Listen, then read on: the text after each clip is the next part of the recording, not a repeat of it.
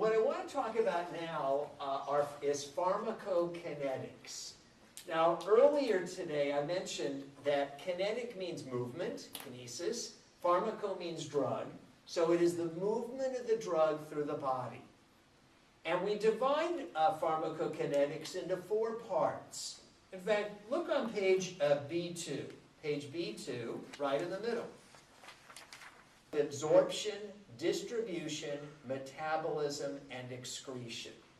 These are the 4 phases that are collectively called pharmacokinetics. How is the drug moving through your body? From the point where it's absorbed, how it's distributed throughout your body, how it's metabolized or broken down, and finally how it's excreted or eliminated from the body. So I first want to talk about absorption. The absorption of the drug. And usually when we're talking about absorption of most drugs, what we mean is absorption into the bloodstream. Most drugs, we want them to work systemically, meaning throughout the body. That's not always the case. Some drugs we want them to work topically. But it needs to be usually absorbed into the body, into the bloodstream. So what do we mean by absorption? I want to remind you that we are made up of cells. It's always hard for us to grasp that. It's hard for me to grasp it. We're made up of about 60 trillion cells. And how many classes in the past did you see a picture of a cell membrane? Remember that? Whether it was biology, anatomy, microbiology, physiology. They always went back and reminded you what a cell membrane is. So when we talk about absorption, the drugs have to be absorbed across membranes. And when we say membranes, we mean cell membranes. There are cells making up the wall of blood vessels, right? So the drug has to be absorbed across these membranes. It has to be absorbed across the membranes or cell membranes of our skin, wherever it is. Now, so we want to remind you that the cell membrane of every cell is largely made up of phospholipids. Remember that? A phospholipid bilayer. A double layer of phospholipids. And phospholipids, remind you, are commonly represented, drawn like this. This is commonly the way a phospholipid is depicted. And you might kind of somewhat recall that a phospholipid molecule is kind of schizophrenic. This part here is hydrophilic, which is the phosphate part, but these 2 strings, as it were, to me this always looks like a balloon with 2 strings. The 2 strings are fatty acids. These are fatty acids. And fats are hydrophobic. They are hydrophobic.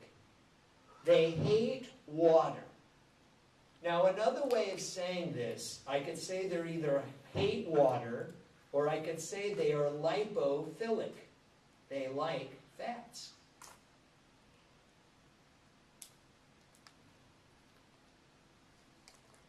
So this part of the phospholipid is hydrophobic. It hates water. It likes fats. You'll notice that when we look at a cell membrane, the part of the double layer of phospholipids, the part that likes water, is either facing the cytoplasmic fluid on the inside of the cell, the cytoplasmic fluid or water,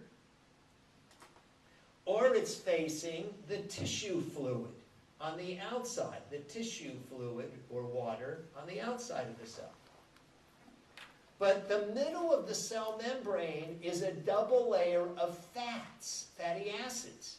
So this whole middle area hates water. I always thought that this reminded me of an Oreo cookie. You know, if you have like 2 cookies, here's a cookie, and this is the creamy filling in the middle, like an Oreo cookie. This is all creamy filling. This is all fat. So you're immediately thinking, so what is all this about? Here's what it's about. In order for most drugs to get through that cell membrane, to cross membranes, to diffuse through membranes, they have to be in a form that's fat soluble.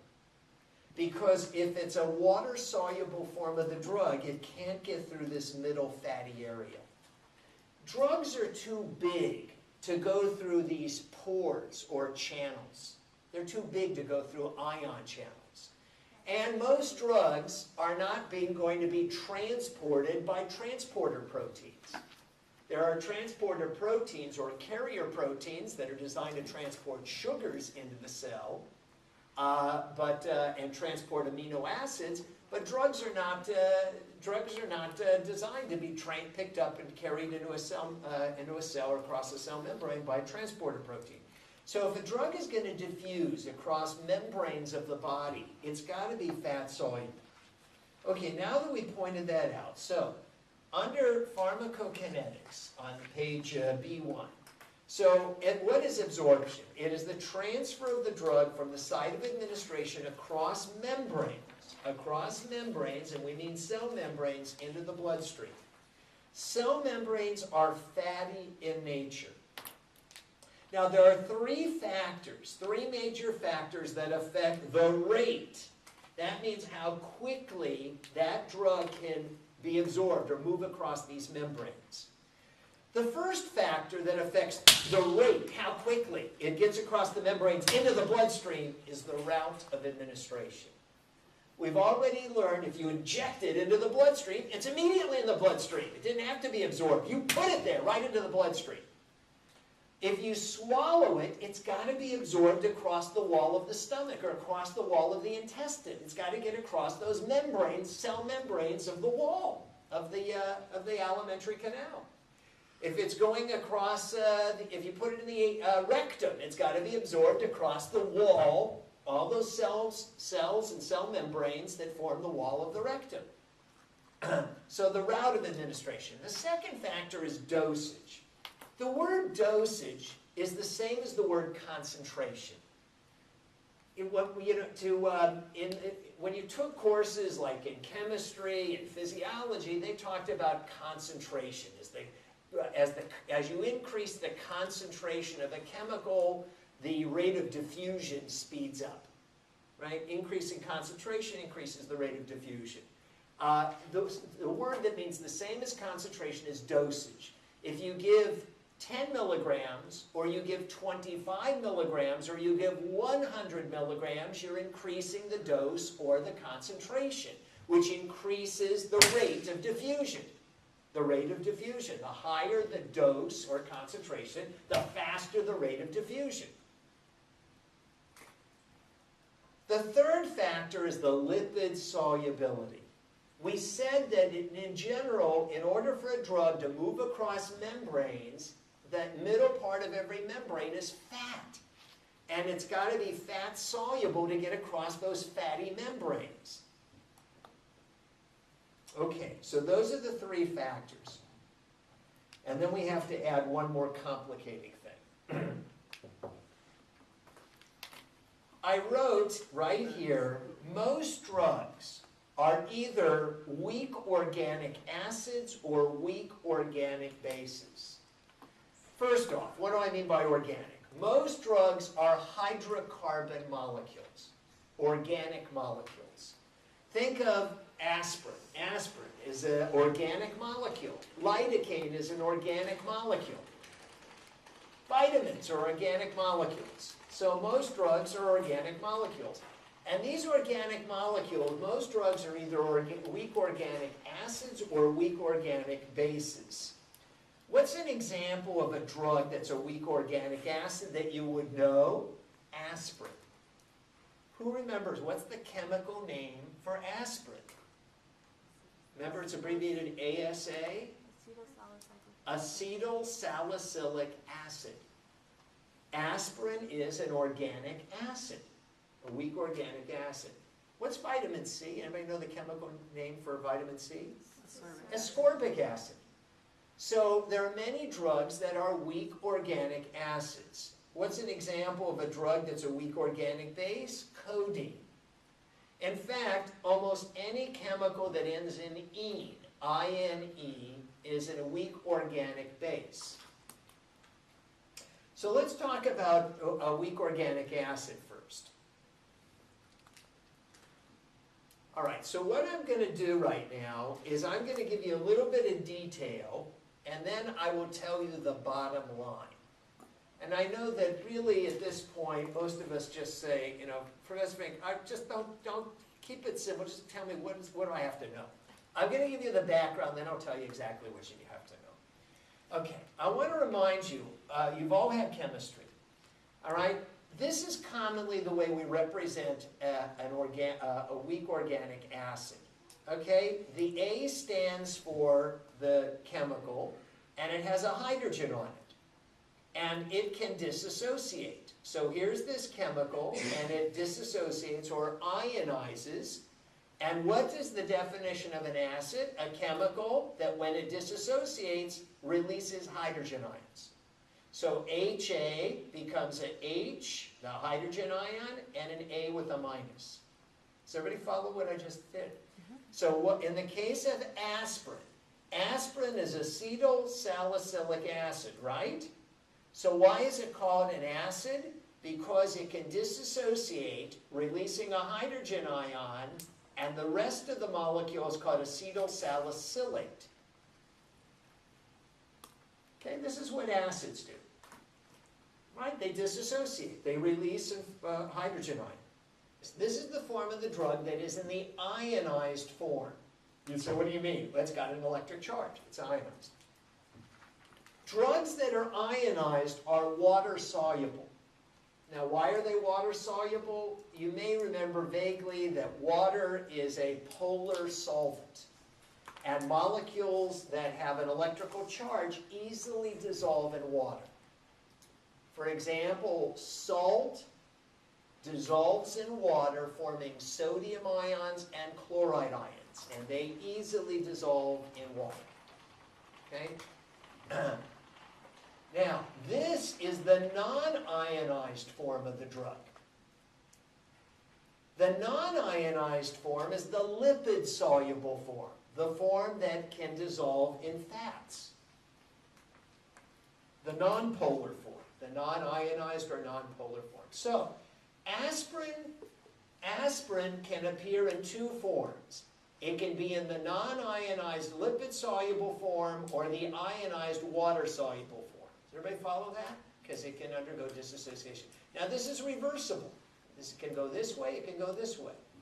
And one of the things that affects the direction it goes in is, remember something called a mass action equilibrium?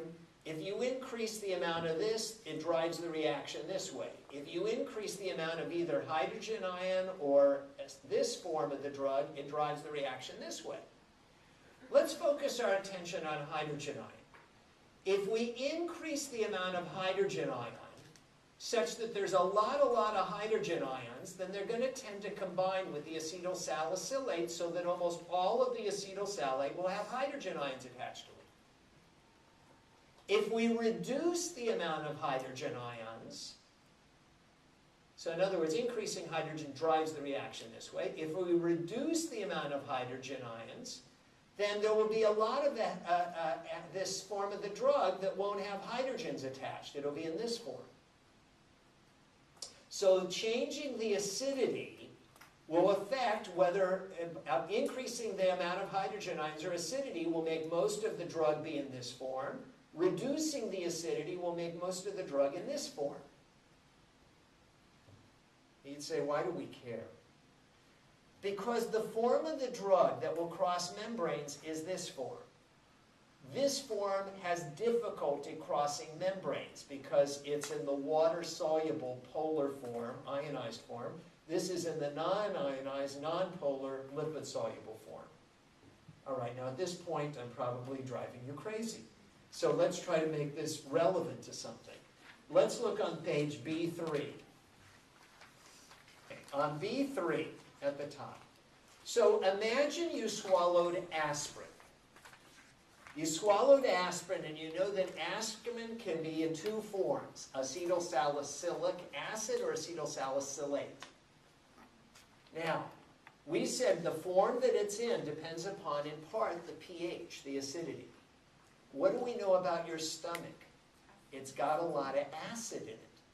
And where there's a lot of acid, we said that when there's a lot of hydrogen ion, the hydrogen ion will combine with the acetylsalicylate, so most of the aspirin will be in this form, which is the non-ionized lipid-soluble form. So, in the stomach, weak acids, like aspirin, are in the non-ionized lipid-soluble form that is rapidly absorbed across the stomach. On the other hand, in the intestine, where the acidity is less, weak acids like aspirin are poorly absorbed. So the point of this picture is that, and here's part of the bottom line, weak acids are absorbed across your stomach, but they are poorly absorbed across the intestine because of the acidity. In the stomach, where you got a lot of hydrogen ion, most of the aspirin will be in the non-ionized form. So, we had mentioned earlier that the problem with aspirin is rapidly absorbed across the stomach, but it irritates the stomach. So we said they created that ecotrin, that enteric capsule-covered aspirin, so that prevents it from being absorbed in the stomach. So then the aspirin goes to the intestine. Here's the problem with ecotrin. Most of the aspirin in the intestine is going to be in the ionized water-soluble form, which has trouble getting across the wall of the alimentary canal, so it's poorly absorbed. So the problem is weak organic acids are primarily absorbed across the stomach. Now for a base, it's just the reverse. Back on page B1. Back on page B1. So it says weak organic bases. Now, we're going to represent most organic bases. What makes them basic is they have an amino group. An amino group. An amino group, remember an amino acid is an NH2? Now, if we have a weak organic base, such as codeine, codeine has an amino group. Another chemical you know that has an NH2, NH type of group, amide local anesthetics. Amide local anesthetics. All the amide local anesthetics are weak organic bases. So here's why they're bases. Since they have an NH or an NH2, a hydrogen ion can attach to it, making it NH3+. So it can gain a hydrogen. An amino group can gain a hydrogen, making it ionized. So a weak organic base can be either in this form, or if it gains a hydrogen, it can be in this ionized form. Which form, if it's in the ionized form, that's the water-soluble form. That's the form that has difficulty getting across membranes. If it's in the non-ionized form, that's the lipid-soluble form. That's the form that easily gets across membranes. So whether the drug is in this form or this form depends upon the acidity. When you increase the acidity, most of a weak organic base will be in the ionized form. If you reduce the acidity, most of the drug will be in the non-ionized form. Again, looking at page B3. So, look right here on B3. It shows a weak organic base, such as codeine. Let's imagine somebody swallows codeine. So can everybody see the way they drew it? They show that the base can't get across the wall of the stomach. Can everybody see it? Try to hit the wall of the stomach and it bounced back. It can't get across the membranes. Because where there's a lot of hydrogen ions, most of the weak organic base of codeine will be in the ionized water-soluble form. But in the intestine, where there's a low amount of hydrogen, most of the weak organic base of codeine will be in the non-ionized lipid-soluble form that's easily absorbed. Now, I've tried to explain what's going on. Let's say that you understand it. Fantastic. let's say you're thinking, I don't understand it, I don't even know what you've been talking about for the last 5 minutes. Then here's the bottom line that I want you to know. This is the bottom line. Weak organic acids are absorbed across the stomach. Weak organic bases are absorbed across the intestine. That's what I want you to know. I try to explain why that is, because whether they're in the ionized or non-ionized form is affected by the acidity or pH. So aspirin is absorbed best across the stomach, but it irritates the stomach in the process. Weak organic bases cannot be absorbed across the stomach because in the stomach, where there's a lot of hydrogen, most of the weak organic base will be in the ionized form that cannot get across the membranes. But in the intestine, where the pH is higher, meaning there's less hydrogen ion, most of the weak organic base will be in the non-ionized lipid-soluble form that makes it easy to get across the membrane. Okay, so let me finish off with this to help you understand what the hell I've just been talking about. Let me make it relevant.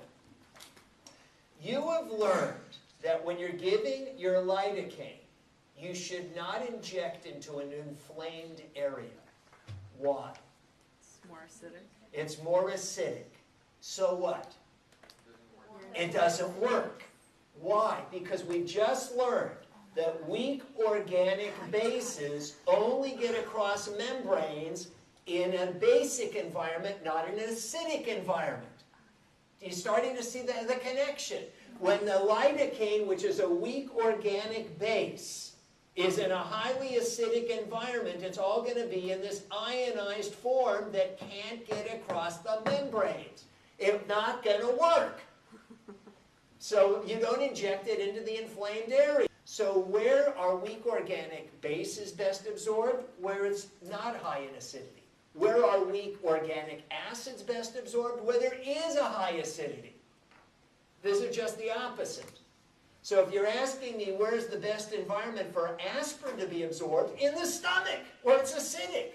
If you ask me where's the best environment for lidocaine or codeine to be absorbed, in an environment where it's not acidic, where it's alkaline. That just has to do with this. That's the connection. There's a picture on page B2, at the bottom of B2. So let me just briefly say this. When you take, we're going to get into this tomorrow. This is the distribution of a drug. So first, how is a drug absorbed into the bloodstream? If you swallow it orally, it's absorbed from the stomach or intestine, the gut, and where's the first place it's carried to? The liver, by the hepatic portal vein.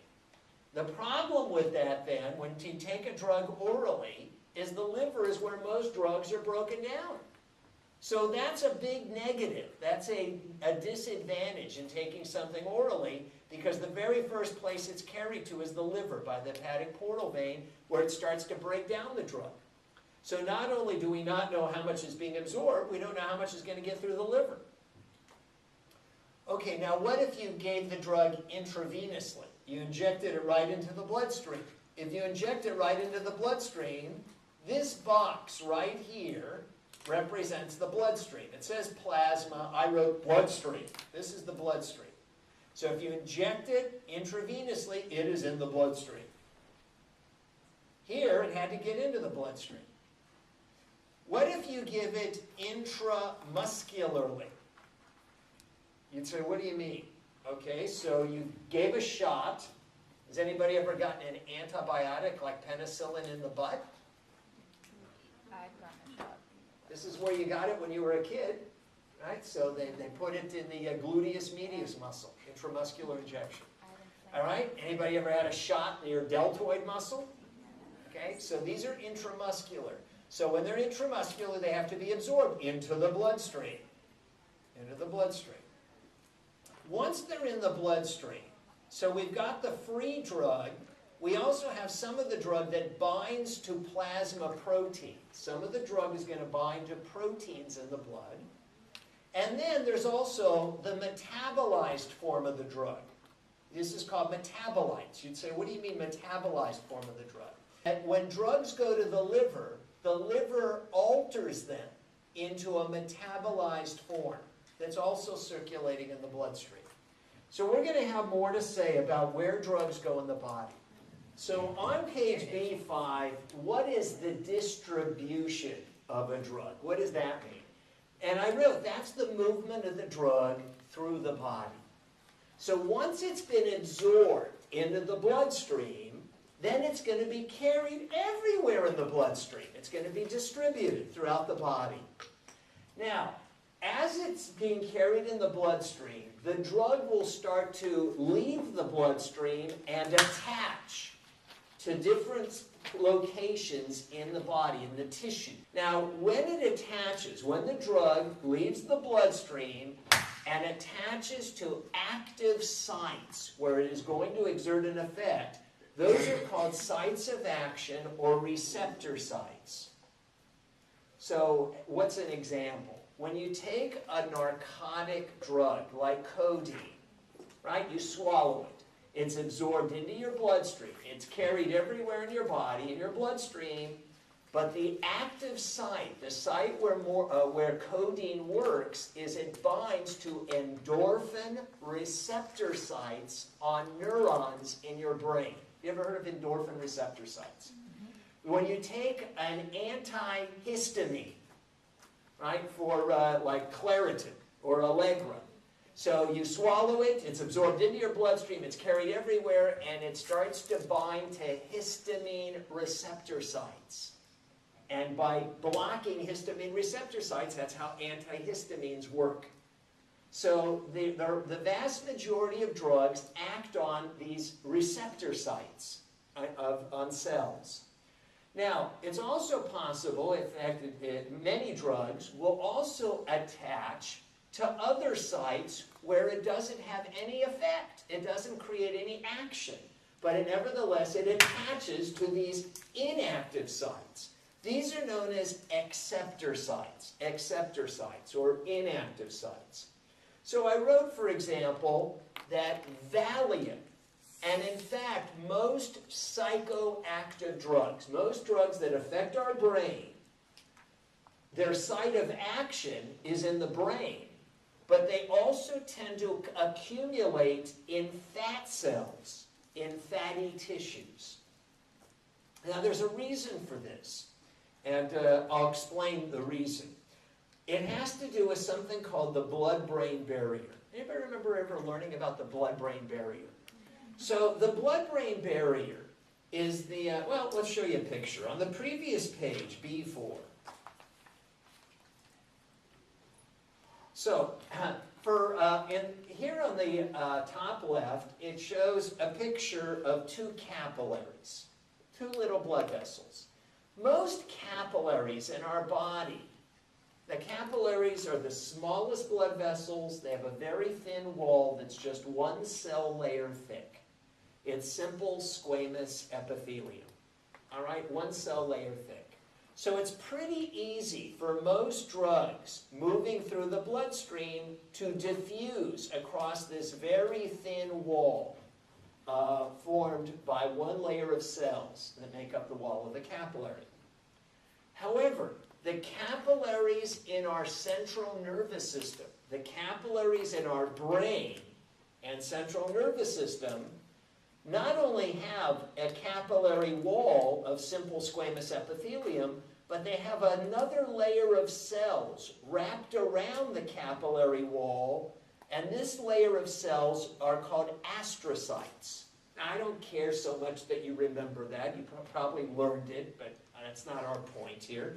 But there's an additional layer of cells. So the capillaries in the central nervous system don't have one layer of cell, like most capillaries in our body. They have two layers of cells. So what we have learned that a cell, the cell membrane, is mostly fat, right? Phospholipids. So in order for a drug to get across this double layer of cells or double layer of cell membranes, it has to be very fat soluble.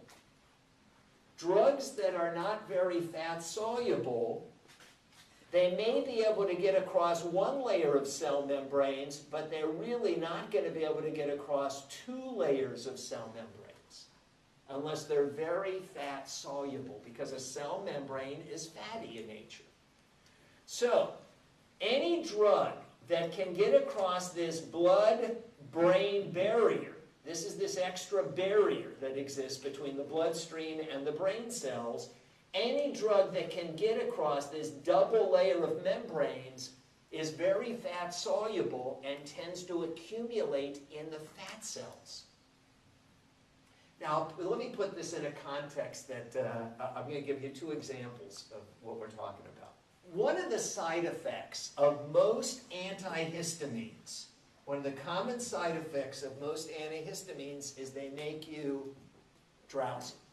Okay, they cause sedation. They make you really sleepy. So have you ever taken an antihistamine and it made you sleepy? So in fact, this is a problem because sometimes you got a runny nose. Let's say you've got to do some cleaning, scaling of teeth. You got to have something to stop your nose from running, and yet it really makes you sleepy. It's really hard to function when you can barely keep your eyes open. And antihistamines are drugs that are very lipid soluble. And because they're very fat soluble, they cross the blood-brain barrier and affect your brain. They make you sleepy. Now, you want them to work on your nose. You don't want them to work on your brain, but they happen to get across the blood-brain barrier very quickly. So, they created newer antihistamines. The newer prescription antihistamines like Allegra and Clarinex claim that they cause less sedation, less drowsiness. They made them purposely, they made them less fat soluble.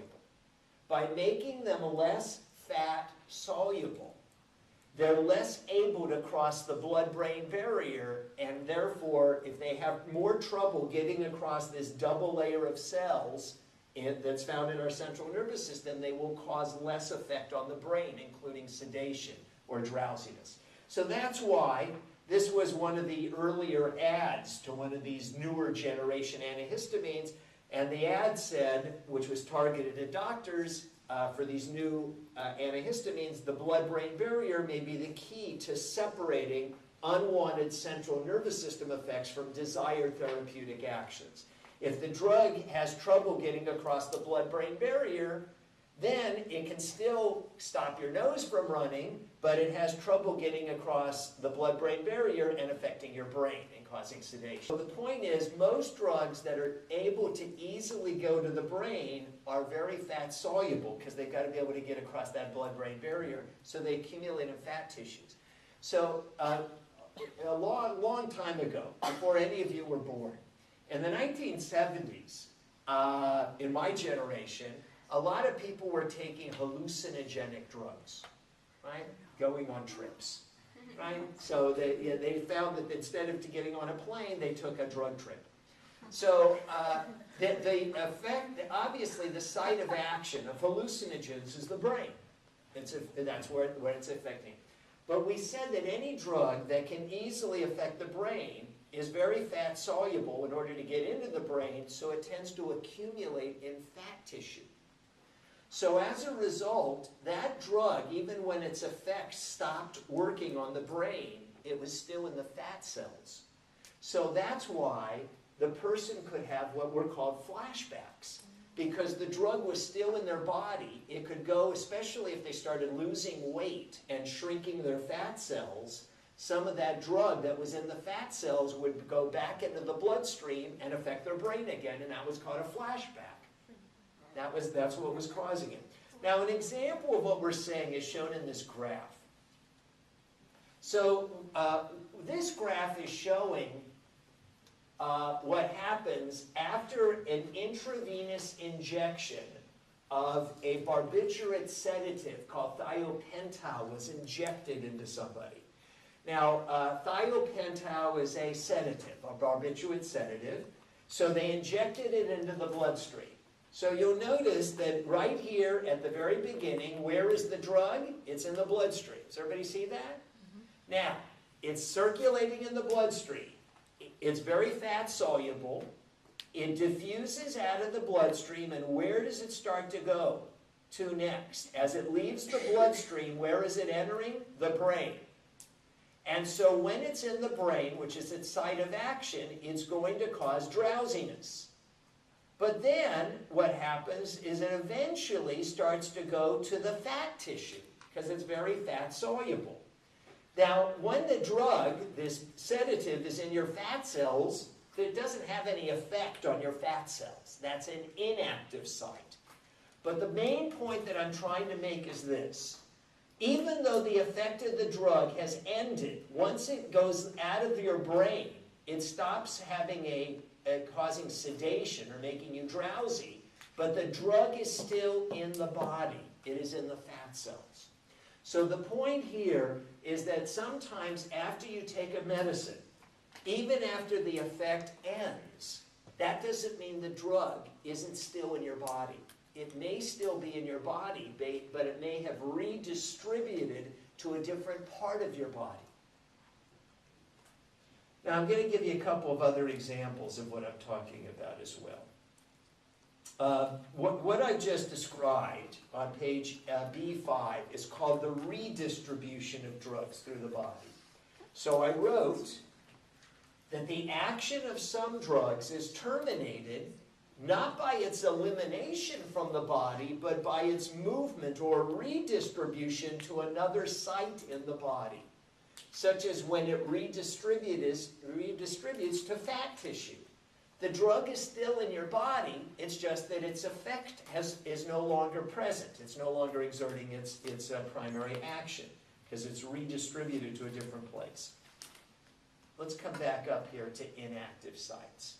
So we were talking about active sites and inactive sites. Consider the following. Let's consider tetracycline. Now, tetracycline is what kind of drug? What's it? It's an antibiotic, right? So you give tetracycline, and a version of tetracycline you're very familiar with, I think, is Arestin for periodontal infections. All right? Now, you're pretty much applying it topically, but some of it will be absorbed systemically into the bloodstream. But you know that tetracycline tends to accumulate in tissues containing calcium, such as bone tissue and teeth. So you know that tetracycline, in fact, is contraindicated in children who have growing and developing bones and teeth. It's also contraindicated in pregnant women because it will accumulate in the developing bones and teeth of the fetus. So the site of action of tetracycline is the bacteria, but it also tends to attach to bone tissue and teeth, the tissue in teeth. That's an inactive site, an acceptor site. It's not doing anything in bone tissue, but it does accumulate there.